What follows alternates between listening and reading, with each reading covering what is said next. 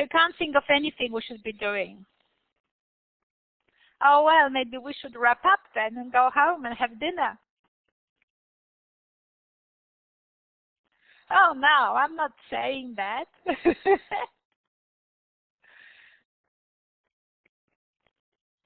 All right.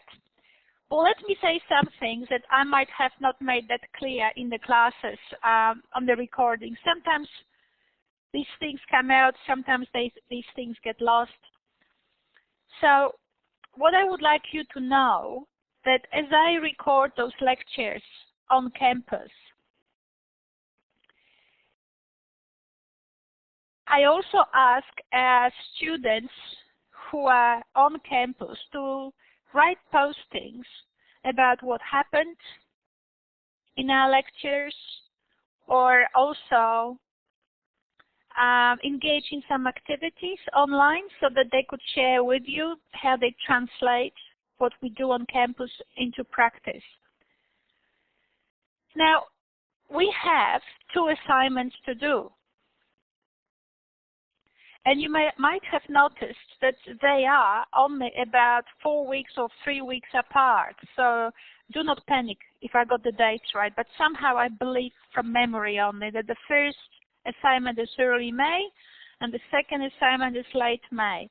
That doesn't leave much room there. But there's a reason for it. Not that I created that reason, but I agreed with the reason, because when I got that unit, I could have changed it. What we're doing in these classes on campus is to broaden your idea about what literacy is, for example. And that should actually inform assignment 1 and assignment 2. You cannot create 5 lessons or design 5 lessons until you actually know what literacy is, right? Because I am pushing you in these classes, on-campus classes, and therefore in those podcasts, to create definitions of literacy that what we call them are operative. Operative definitions are not saying bushes are small trees. They are actually saying what you can do with that definition, how that particular definition of literacy can inform your teaching. So clearly, if some of you write that literacy is teaching reading and writing,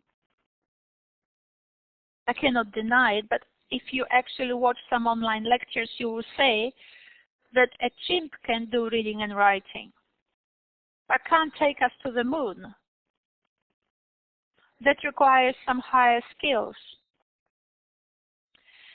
So what it means that as you go through those live broadcasts, I want you to think of how we are looking or conceptualizing literacy, that it can actually be directly important to your classroom.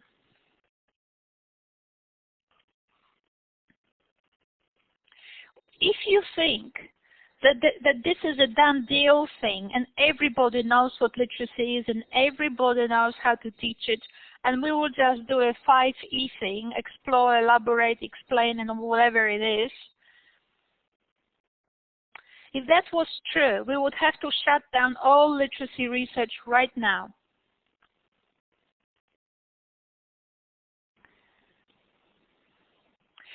And if definitions are very broad, Lyle, then they are wrong definitions. And if you in your assignment say to me, I've got this broad definition from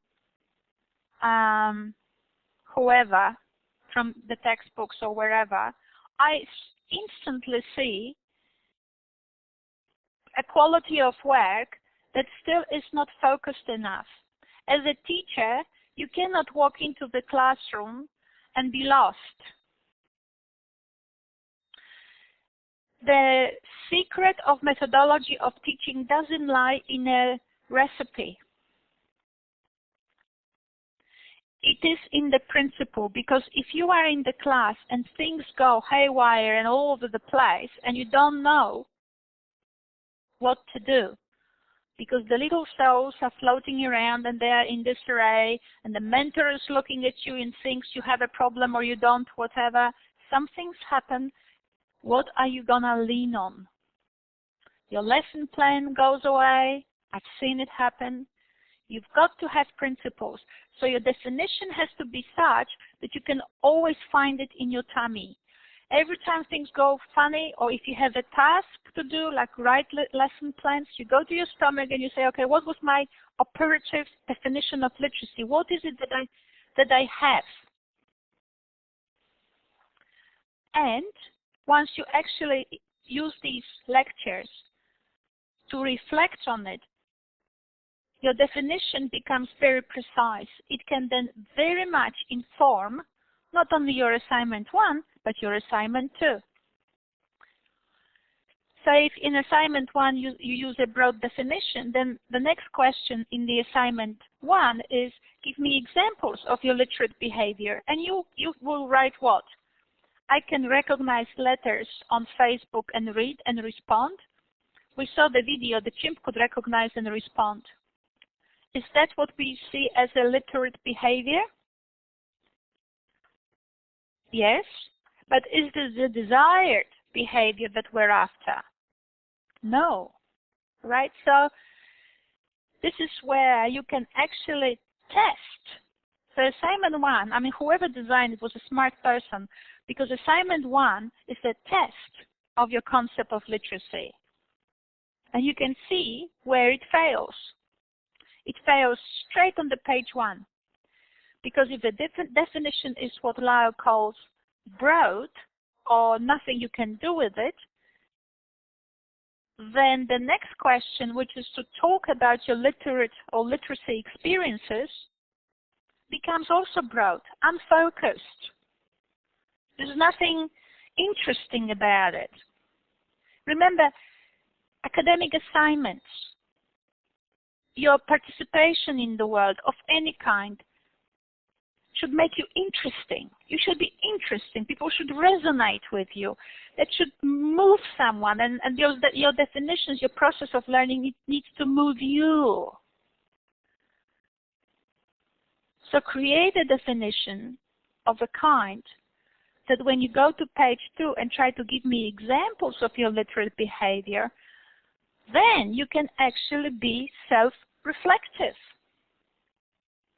So for example, in a tiny way, I invited our students, in a modest, tiny way, I invited our students to think of those little applications I have put up on LearnLine, the online applications for reading and the speech-to-text and text-to-speech applications. Are they about literacy? They obviously are. The students on campus have never seen any of the facilities I have shown them. Here are these facilities actually responding to the definitions of literacy. Well, Ania, we know we use ICT, we use Facebook. Yeah. So that's my mother. But my mother is not standing in front of children year in and year out, taking responsibility over their brains. My mother is not paid to be for 8 hours in schools at the time when they actually are growing their brains. They will never have that many neurons in their lives. Right? So you can see that the lectures inform both your assignments, assignment 1 and assignment 2. In assignment 1, you can tell me, what do you know about different applications, different contexts of use literacy skills, different demands that literacy puts on people in today's era? Nobody today in the current world assumes that someone can come to the bank or somewhere and can't read. Everything is online. Everything is in a text. We live in a print culture.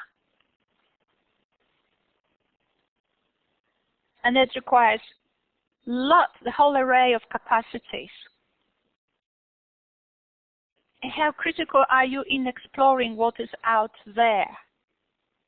I have a feeling that there's a lot of, how can I put it?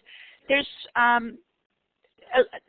students don't know much about this critical exploration of what is out there because they themselves are a product of teaching which did not do that, because you were taught by people of my age. So people of my age didn't know, and they taught you. Now you don't know. Now some people of my age are at university, so we still teach you and you still don't know. You will go to school. Okay, so what I'm trying to do through the lectures is to show you that create operative definition, test it in relation to all those other questions in assignment 1. Is your definition helping you to show that you are what a literate person should be? And that doesn't mean that you have to use everything, that you have to be involved in the world, that you have to run meetings, but it does mean awareness of things. Awareness what literacy skills do you have and utilize to assess yourself, to assess your writing, to assess the way you actually engage other people in writing and in reading your stuff.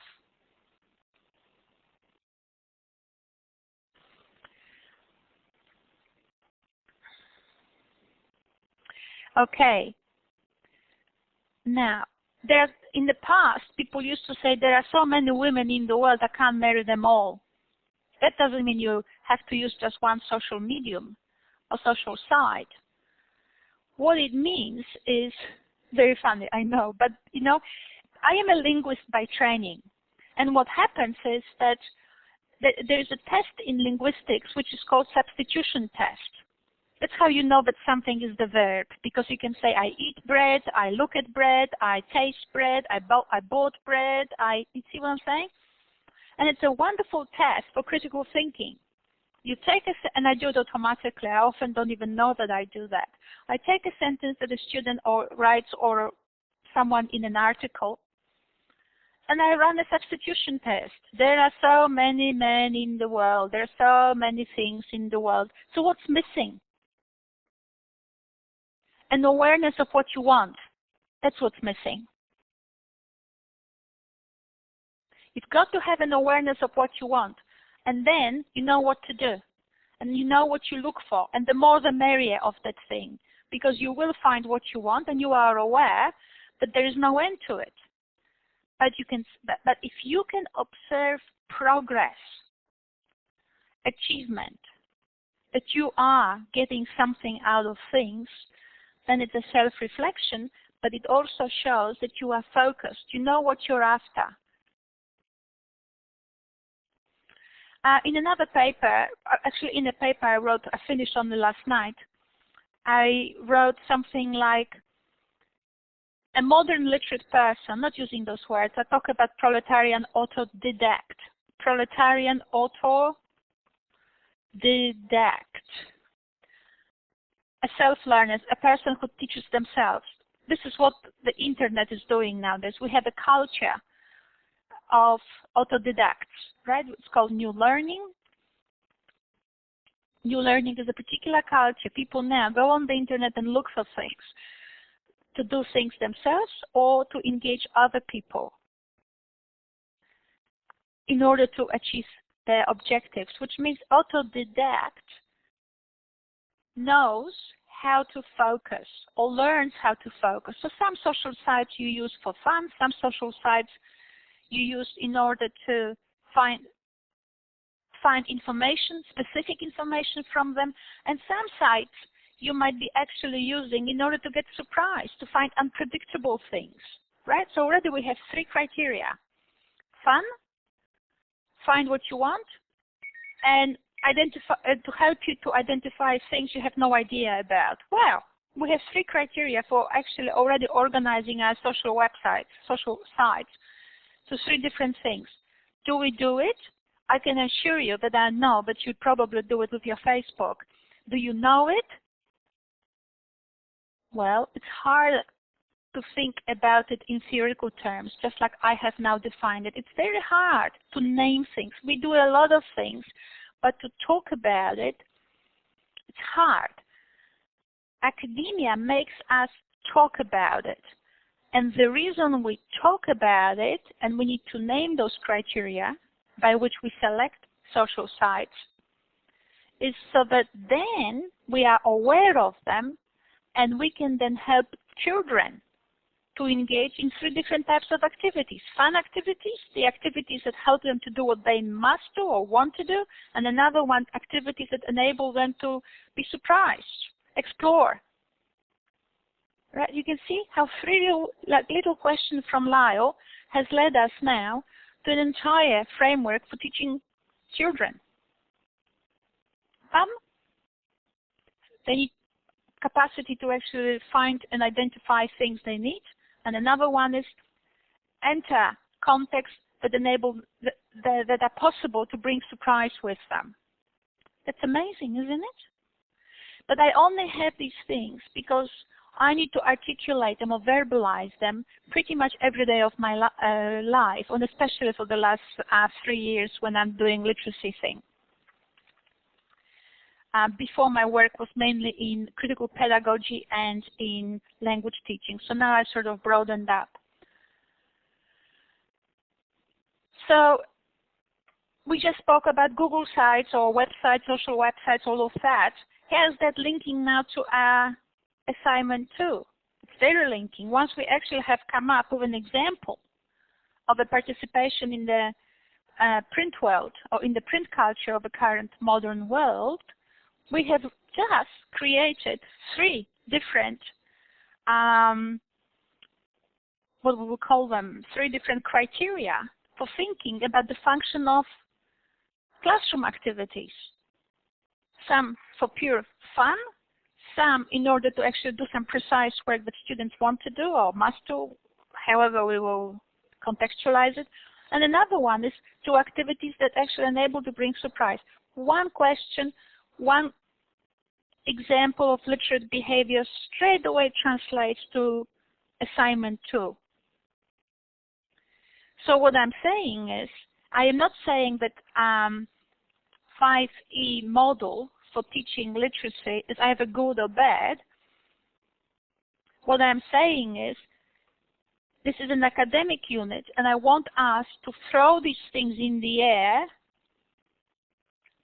not memorize and do, because this is not vocational training, but actually throw different things, like even this one, which has just come up as a result of Lyle's question.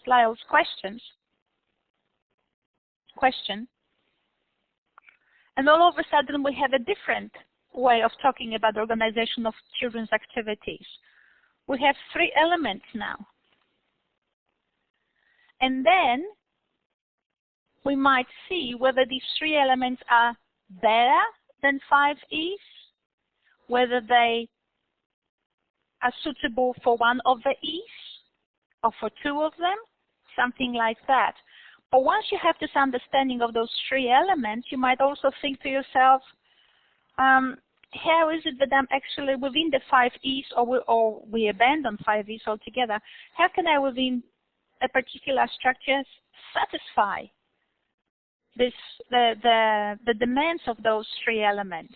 Fun, needing to do certain things, and surprise. So that's very interesting. So basically, when you listen to those lectures, don't listen to them basically without being focused, but always with the purpose. How does it help me to do my assignment 1? How is that translating to assignment 2? Continuously. They are not empty talks about my ideas of literacy. I'll just break for this second, and I'll see whether you want to say something. Would you like to say something? Any questions so far?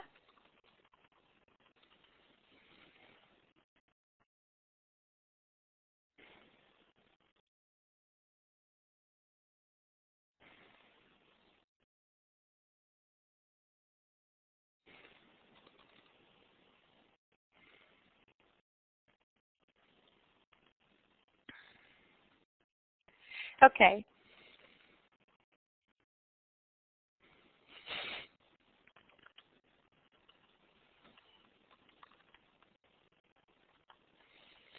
Okay, so that sort of gives you an approach to working with my lectures. Lyle, did you get something out of it? We need to escape. We need to learn to escape vagueness. You know, when you get married, you can't say, when the priest is saying to you, or the celebrant is saying to you, would you like to take this woman as your wedded wife? And you say, broadly speaking,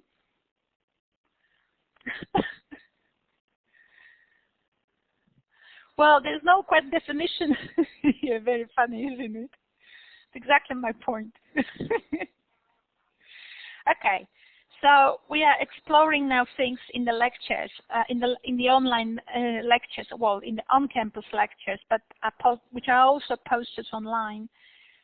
Basically, we are exploring the concept of literacy, and we're trying to find out how is any of this useful for assignment 2 as well, to actually design our activities. Now, one thing that sometimes might not be very clear because of lack of time, but I don't want you to think that I push anyone to use technology. Because sometimes students who come from a culture of not using technology, they think we don't need to use technology. As you can notice straight away, when someone comes from a culture of not using technology, then they replicate what they have seen before. And that becomes a little bit dangerous because there's no learning. Another reason why I use technology, other than to take people out of their habits, is simply for students. It's simply for students to actually get acquainted with tools. One of the things I say in my classes, is that, now I forgot because I was reading Robin's thoughts.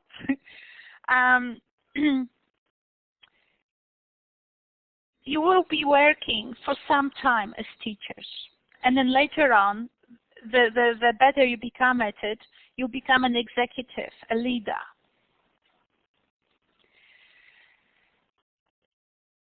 You cannot be either a leader or a good teacher unless you actually engage your creativity. So one of the things I've learned since I was a language teacher, before we had all this technology, I had to do lots with very little. And that's very good because you could notice when watching those lectures, those on-campus lectures, how much I could squeeze out of little silly, simple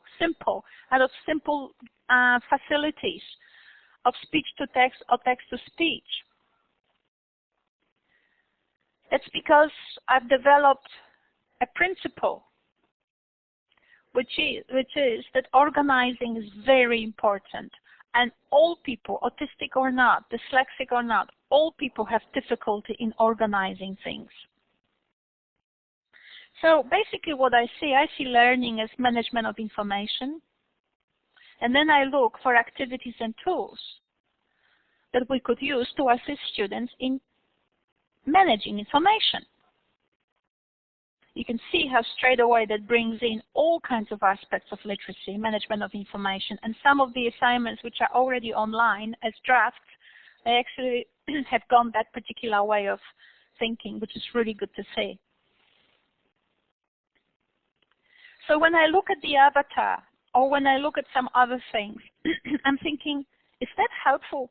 Is it helping students or children to see something they did, to look at text differently, or reorganize their expectations?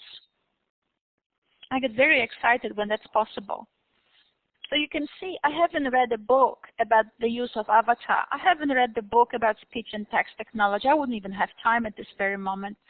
But I have a principle which is a concern with students being able to organize. And that little principle informs the way I look at things. You might say the way I read the usefulness of those applications. So my knowledge of the world and of my profession, my critical knowledge now informs the way I read. I have tools for reading. And that's why I'll be teaching you for assignment 2, that before we actually make children read in those reading activities, we need to give them tools. So when they look, they know what to look for.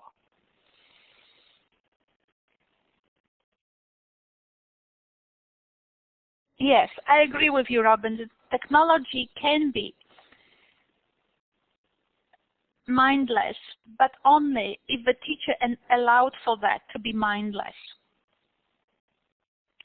So when children actually engage in a way that works for them, then it's not mindless. Now, one thing I wanted to say is, you will notice me talking always about children reconstructing. Children reconstructing. Children need to make sense. Children need to organize things.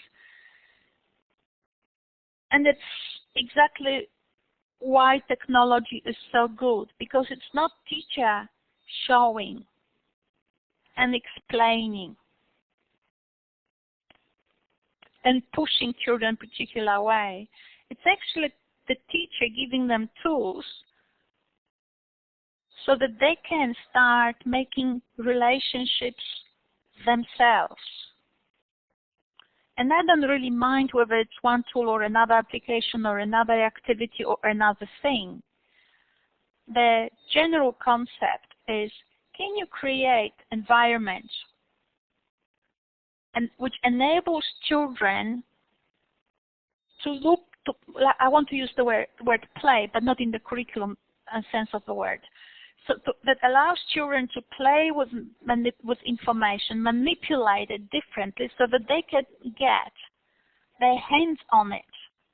When they type home, ho, hum, h, to us as teachers, may look like a useless activity. It's an amazing thing for children, an amazing power. They type, the avatar talks back. Amazing. So we can see this play, but it's not. The avatar tells them, if you type H, all you get is H.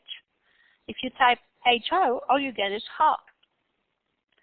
So silly little things, very important. You know, play is important because play is not play. It's trying out. Now, I ask our students from the campus to think for themselves of how they could use those technology tools I showed them so far, and in a way that they would integrate them in some reading activities. I'm not sure whether we got any examples on LearnLine. And I'm not talking about creating a unit of work or entire lesson. I'm just trying to make people think of how they would work with these things. Yeah, that's great, Robin. How they would work with those little things in an activity.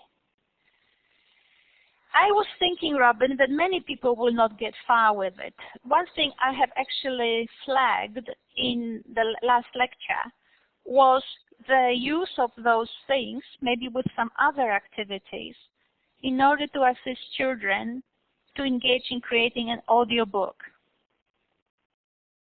That would be a great lesson plan for assignment 2, creating an audiobook.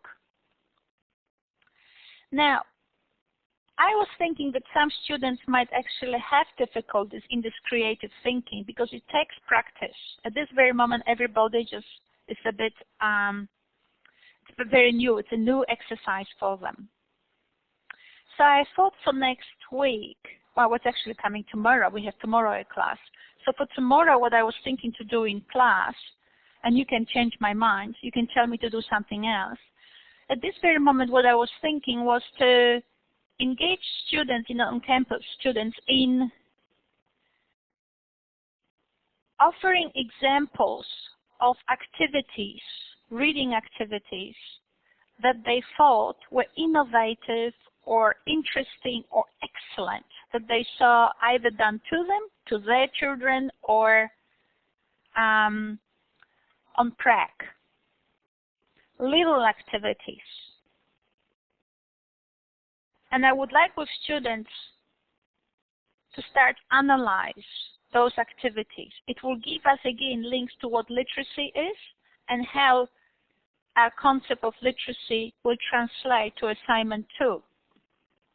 It will engage us in reflective critical thinking. And it will also allow me to understand the questions that students might have, and therefore personalize the lectures a bit more, contextualize them in those questions. And also, it will also give me a particular path to move with the material further. Now, I call it material, but it's not material. It's basically skills. Continuously, I'm trying to make us continuously reorganize how we think of things and create increasingly stronger connections in our heads. So it's very hard to think about how would we create an audiobook. I don't know. I mean, we could make children actually say it on this, that particular, it's very funny. I have mischievous thoughts all the time. Anyway, so we could make children actually say the text to the computer, which is the speech to text, and engage with them in a playing activity whereby they would have to check whether what they wrote is what whether what they said is what the computer showed. And of course they will be lying, they will be cheating. But we then can engage with them in critical thinking, linking length of the spoken with the length of the written, even if they are totally in a pre-reading stage. And because that might become a very tiresome activity, we will try not to, they might actually shorten their story. That's very interesting. What it does teach them then, that it's so much work, we might shorten it, therefore we focus, therefore we get it right, and then when it plays back to us, we have accepted it, we liked it, we stand by it, and we are proud of it. And we will then use the facilities of the computer to record it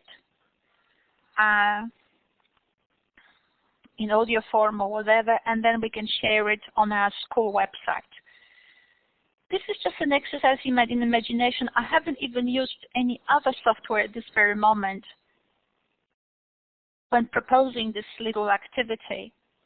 Just one.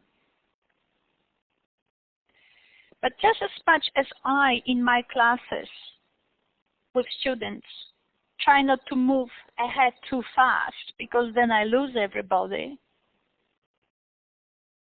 the same happens in a literacy classroom. Sometimes we are too slow, sometimes we are too fast. When we put the power in students' hands So a group of them, 2 of them might be working on a class together using the interactive whiteboard. Could be coming up and trying to create a story.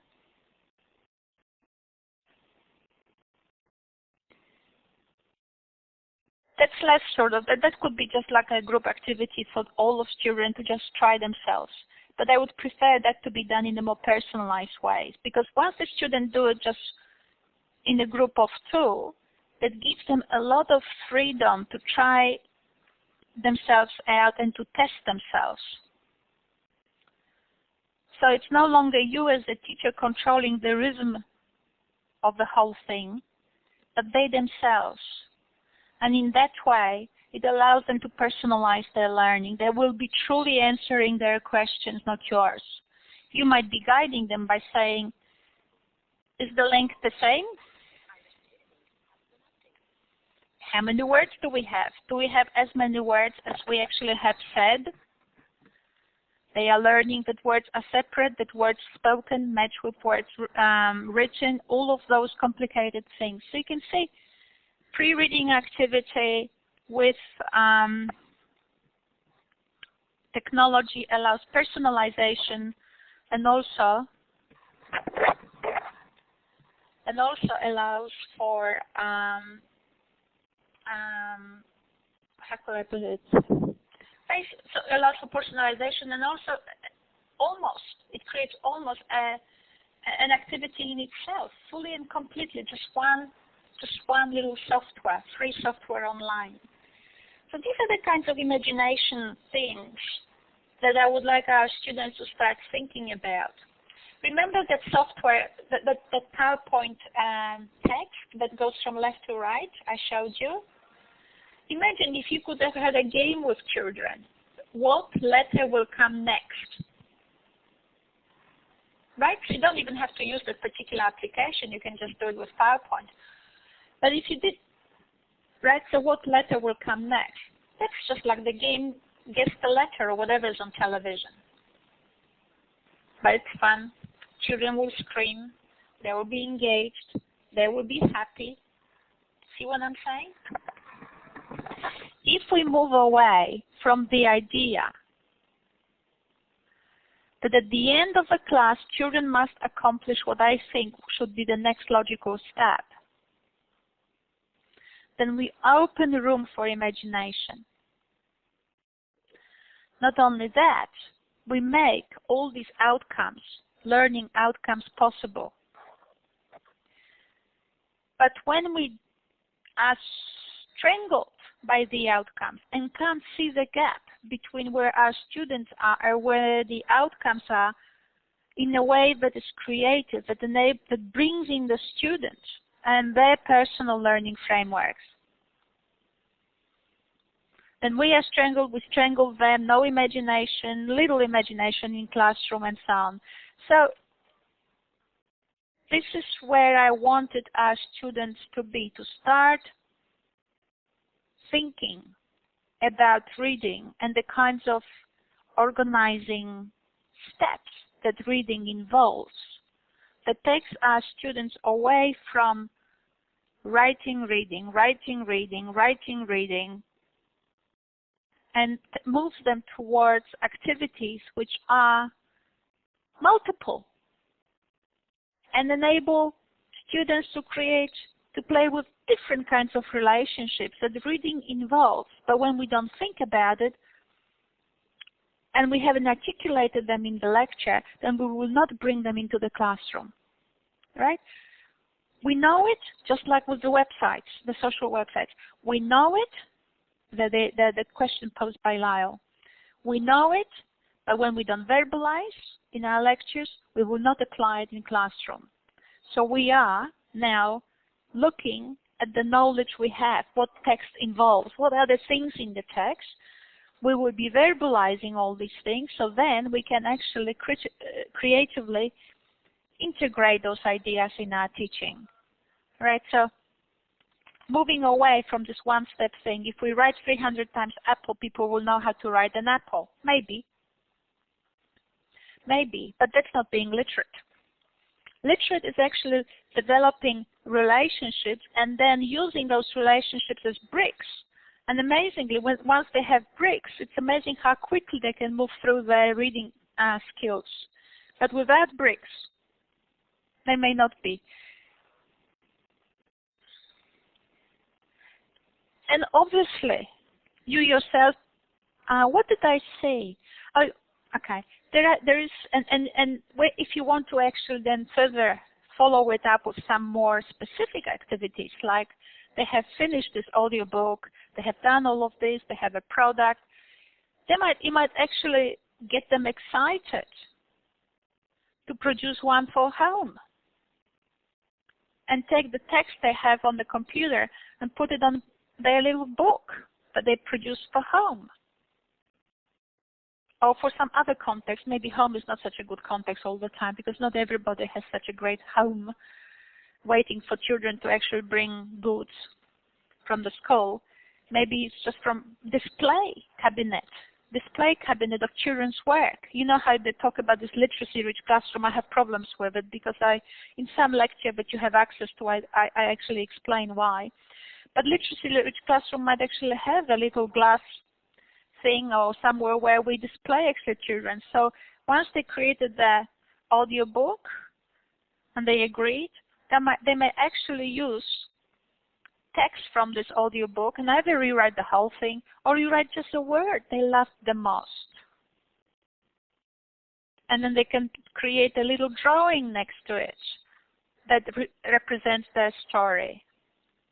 And then we could actually take a photograph of it, put it on PowerPoint, and then have a PowerPoint which has a page 1 with that photograph of child's drawing with that word, and then the next one is just a click and the audiobook comes up.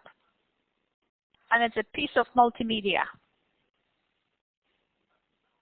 How many hours that's going to take altogether? Probably 2 classes. And that's great. You've got 2 hours work, minimum.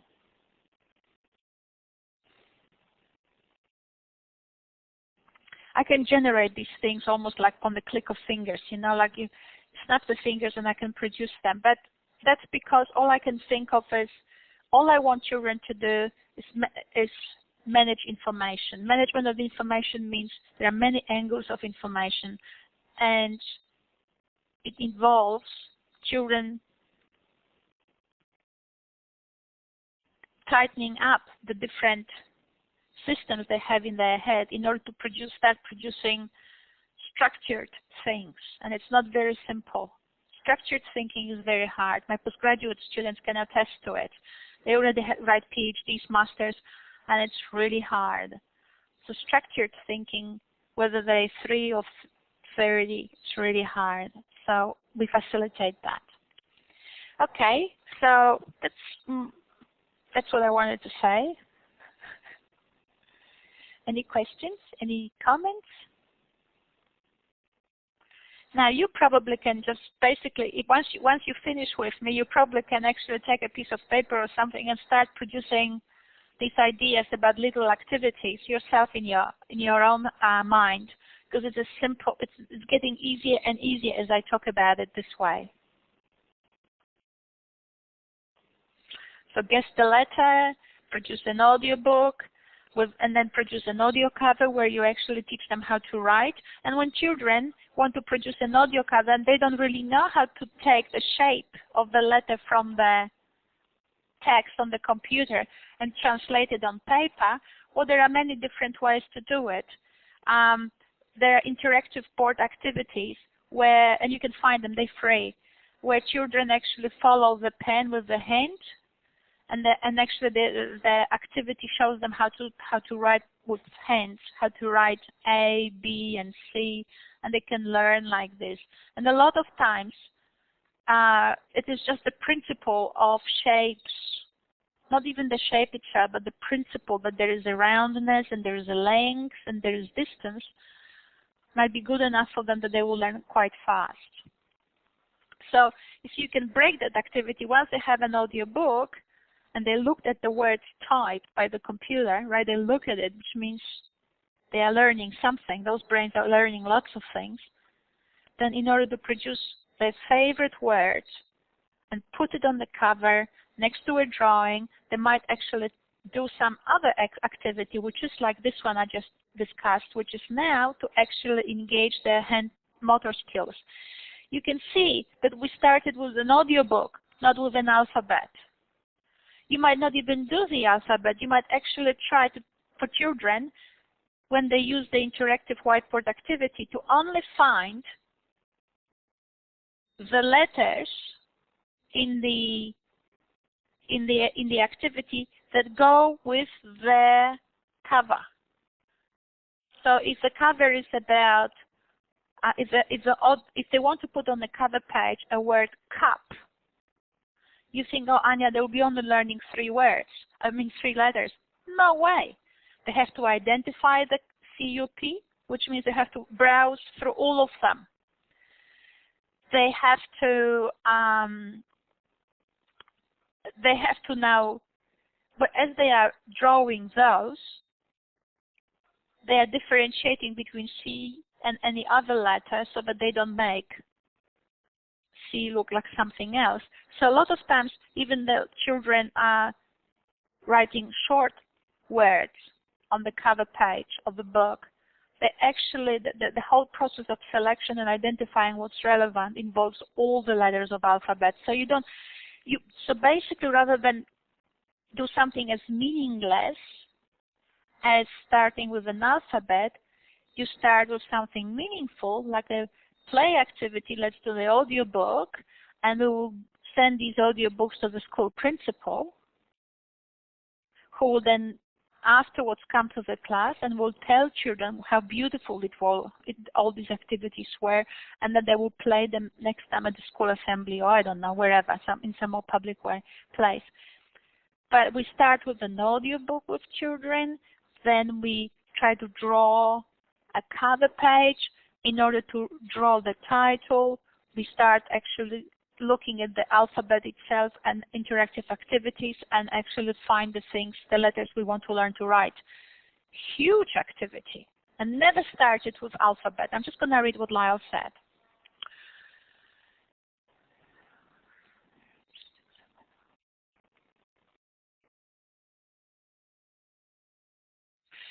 You see, I've got Lyle. I have a master's student now who is writing a research paper on play. Now, obviously, I've been in the business myself now well over 20 years, right? And someone said to me, Ania, surely you must be teaching play in your literacy classes. And I said to people, surely I've been at it for so long that before they started talking about play, I surely was teaching well. I mean, I was teaching teachers how to teach well before they had come up with that craze from America about play. So now, and this person looked at me and went like, well, obviously I would not deny it. She's my PhD student, so she actually believes that I do things well. But it was an interesting answer to her. The reason why I'm saying this is that the play is a very interesting word. I agree with the statements, we push them. But we then, as an academic, I would say to you, what does it mean to push children? If we want, I would say that pushing children means taking them from their place to a place to which they do not relate. I will write it for myself, actually, it's so good, to which they don't relate. I'm going to copy that. That's pushing. It's like I would take you now from your house and put you in the bush for the night. That'd be pushing you, wouldn't it? You were thinking you're going to spend the night in your cozy house, and instead I'm just going to take you into the cold. That's pushing.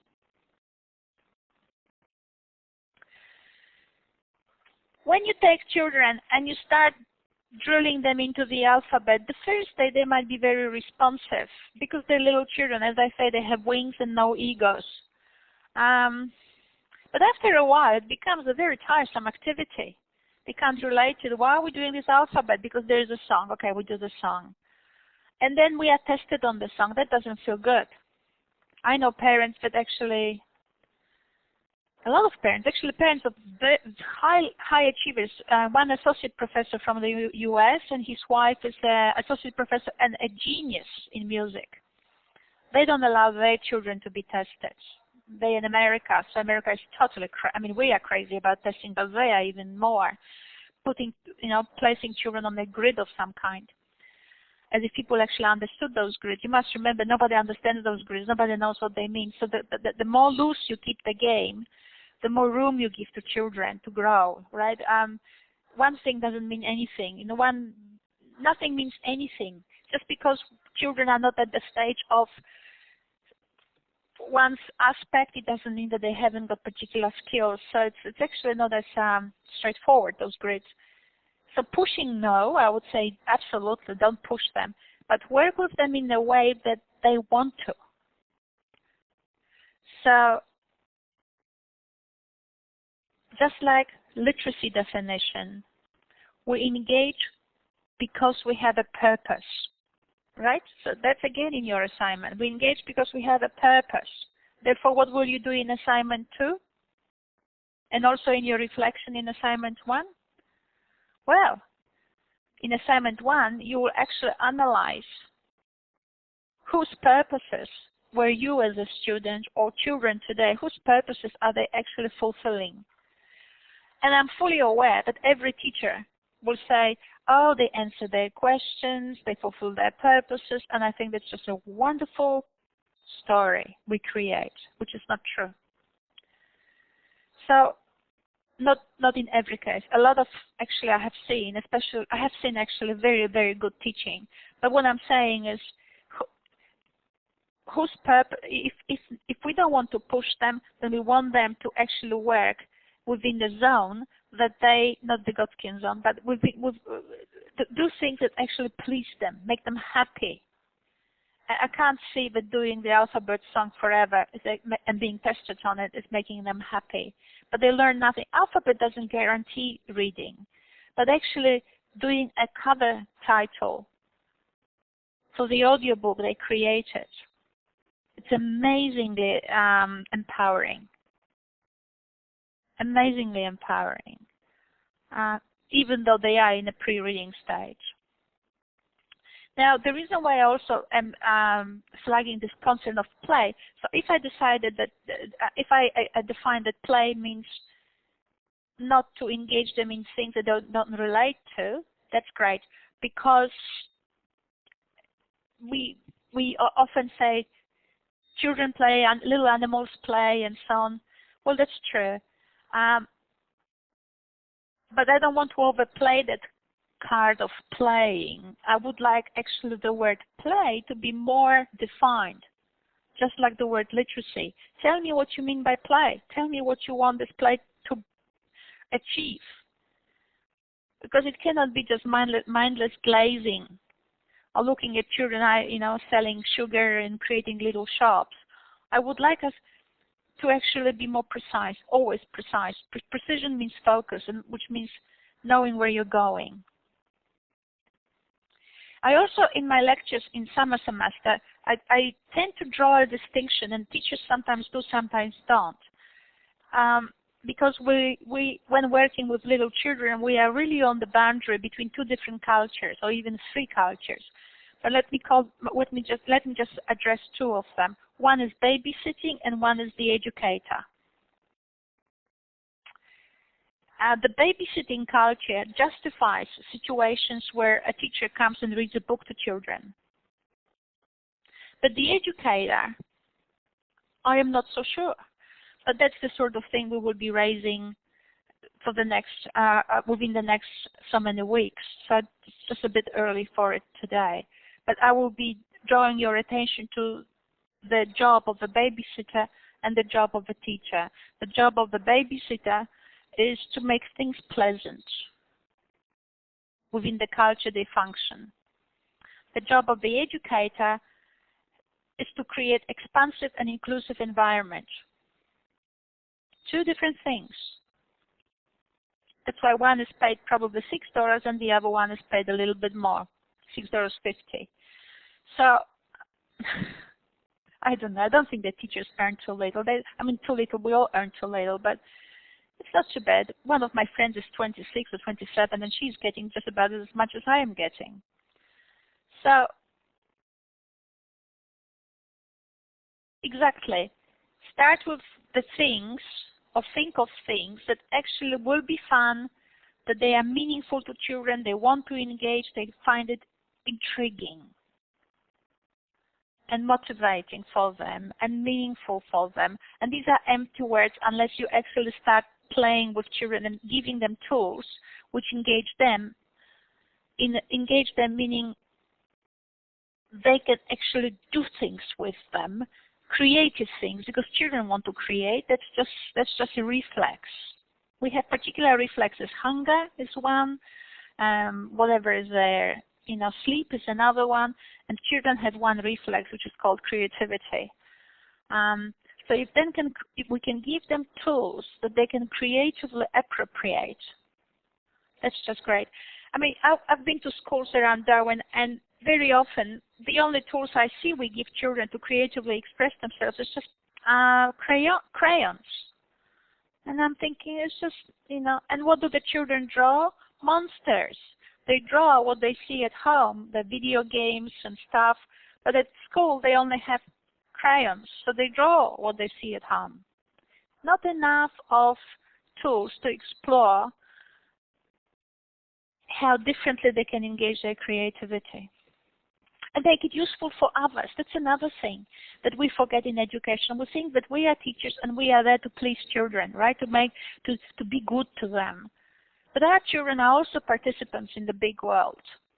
And that's what play may or may not miss, depending how we define play. Children are in the big world where they want to be participants. And if we only do activities that are only good for the moment, that's limiting. They don't see power in it. And they're smart. They want to be powerful. So that's why even in Winch textbooks you will find references to activities like of sharing with others. He talks about audience, doing something for others. And I think that's the kind of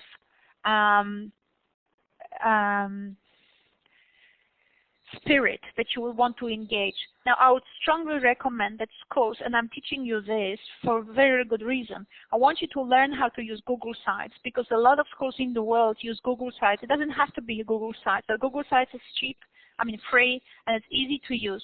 And you can create actually there networking environments whereby children show their work through Google Sites. Google Sites you can lock. You can make them only accessible to specific groups, so that children from a school in a different suburb and so on can look at work of children from a different school. They can look at each other, read each other's stories, write responses and all of that. You create literacy-rich environment which is for a purpose, which is children actually watching other children, and nothing better, because they actually understand one another and learn and can observe, and they can compare themselves. So that audience and sharing element is present, and you make it into a system. So it's not like an activity once in a while. You actually create the website, you get a few teachers that you know, you make them partners on this particular website, collaborators, and it's 2 or 3 or 5 schools that you actually engage in one environment, and you organize the website in such a way that different schools can be recognized and different classes, and children can watch. You can upload your PowerPoint. The things that children create, you can upload it anywhere, whether it's YouTube or AuthorStream or SlideShare.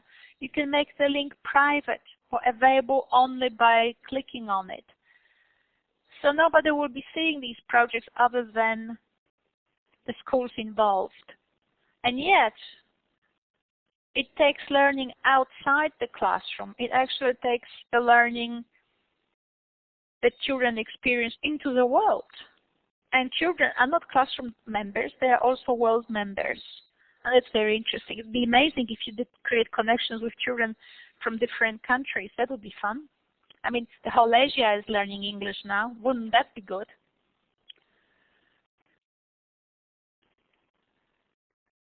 Lyle, this is the place where stealing is just the way to go.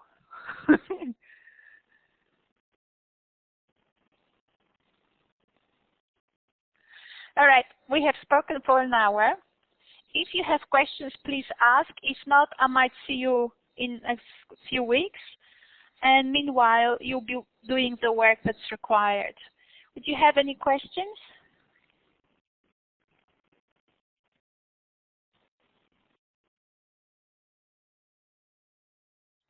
All right, Robin and Lyle, I might finish now. I will stop the recording and I'll see you on the 25th of April. 25th is Anzac Day. It can't be 25th. We'll have to make it 26th or something. All right. Okay, bye-bye for now. Thank you so much. Thank you for a lovely discussion. Thank you.